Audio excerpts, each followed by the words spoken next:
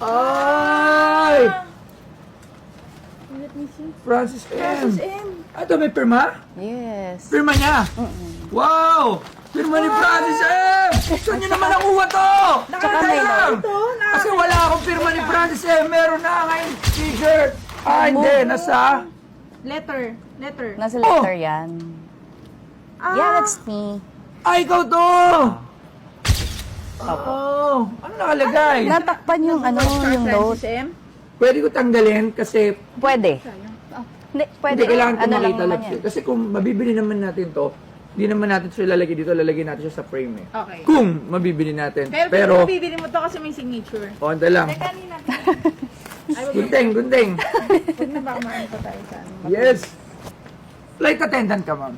Noon. Noon. Ano po yan? Asiana Airlines. Asiana Airlines. Sir Francis, pogi talaga ng idol ko eh. Oo, iba talaga yan. Bagets talaga yan. Yan ang hindi rin natanda. May polo na siya, may jersey pa siya. Diba? Oo. Ano to? Personal worn? Yes. Binigay sa inyo, bo? Yes po. Personal worn. Saan niyo po nakilala Sir Francis? Actually, nanood ako ng Itbulaga. Nanood ka ng Itbulaga. Tapos, doon, nakita niya ako, gumawa siya ng way para to get my number. And then, yun na yun. Doon na nag-start yung story. Anong story yan? Hintay lang ha. Hintay lang. Hintay muna ha. Hintay muna. Here. I love you? Pirma niya to? Oh my God. Dahil lang kinikilabutan naman ako. Abigail Han, I love you so much. Hintay lang, ma'am. Nakakaiyak. Ano Bigla to? ako naiiyak. Tinala mo yung Ano po card. to? Signature niya. Signature yan. Nasa card yan na kaya lang, ang tagal na. Nakalagay dito? Mwah. Mwah, kiss. Mwah. Mwah view. Moi, you. Year 2007 yan. So, mamaya explain ko bakit ganyan. Ito, may pirma yung damit. Wala. Wala. Wow, sige. Wow. Hintay lang, mama. Medyo na-intriga ako dito. Abigail Han, I love you so much. Pirma ni Francis M. Bakit po? So, yun na nga. Grabe, tinan mo. Oo, Legit, lang. Grabe. Anong year to, ma'am? 2006 maybe or 7 din. 2006, 2007. Mga ganong year. Oo. And there's a story behind this jersey kasi. Sige po, ano po? Actually, untold story. Okay? Untold. Yes. So, Nakaabang. nakita niyo na naman sa letter na I love you so much. So, meaning to say, may relationship. Okay? So, Relationship with Sir Francis. yes. Ngayon, nung nagkaanak kami, buntis ako noon, syempre, Nagkaanak. nagkaanak. And that's her. Siya! That's her. Sabi ko na nga, Siya! mahal Francis. That's her. Ano pangalan mo, baby girl? Gail Francesca. Gail Francesca. Yeah. Kaya lang. Siya nagpangalan dyan, ha? Gail Francesca. Gail, Abigail, Francis, Francesca. So, siya nagpangalan sa kanya, oo. So, yun na nga. Kaya, Oo nga. Mukha niya, no? Ang ganda niya, no? Thank yung kanila. Sige po, nakakinikilabutan kasi ako eh. Kaya nga yan, tapos grabe. Sige ma'am, ano pong ano natin? Story sa jersey Sige na po, to. sa jersey. Ngayon, syempre, buntis ako. Tatantrums na ako kasi busy siya. US tour with Bulaga, mga ganyan. So, nagre-reklamo na ako na sobrang busy, wala nang time for me. Ngayon, there's this one time na umuwi siya sa Cavite, sa bahay. Nagtataka ako, suot niya, pagbaba niya ng kotse, itong jersey na to. Kasi ang usual niyang suot ay yung kung ano yung suot niya sa show or sa Eat Bulaga. Minsan kasi after Bulaga, diretso na siya sa Cavite to visit me. Ngayon, yun nga, one time, ito yung suot niya. Kaya nagtaka ako, bakit suot mo yan? So sabi niya, mamaya. Okay. So pagdating namin sa room, Sabi niya, okay, baby mama. Yun ang tawag niya sa akin eh, baby mama.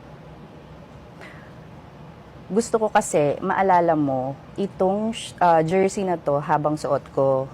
Para every time mamiss mo ko, you just have to wear it or hug it or place it beside you bago ka matulog. Anong year yan? Mga July, kasi August 4, I think, nagpa-executive check-up siya eh. Yung pala yun, parang early premonition, mga ganun. So, ngayon, nagpaalam din siya that day na, magpapa-executive check-up ako. Kasi nahirapan na siya eh. Sa pain, nagtataas ako ng 3 pillows para ma-elevate yung legs niya dahil sobrang sakit. Lagi siyang inaantok. So, sabi ko, pa-check up ka na. So, nagpa-check up siya. That was like August 3 or 4, I'm not sure. Hindi, sabi niya, overnight lang yon ha, ganyan. So, tumawag siya, sabi niya pa, anemic lang siya. Pero siguro na-realize niya, lalabas din sa news, makikita ko sa TV, inamin niya din na, yun nga, may cancer siya. So, yun yung story ng shirt na yan, na para bang, early premonition na parang, i-keep mo yan. That's for you. That's for our baby. And simula na nasa hospital siya, lagi siya tumatawag everyday, tapat ko sa tiyan ko yung... Kasi nanganak ako September 8. So, 8 months yung tiyan ko.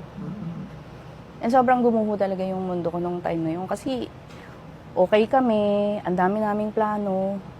Tapos bigla siya nagkasakit. And pinakamahirap na part is, yung situation ko, yung hindi ka pwedeng lumabas. Ayoko namang dagdagan pa dahil may sakit na, di ba? It will add, burden pa. Yeah. Ngayon, ayun, that's the story of that shirt na we exist, me and my daughter, our daughter, Cheska. Grabe. He personally gave it to me. Ngayon, nakita ko yung mga shows mo, yung mga, yan, vlogs.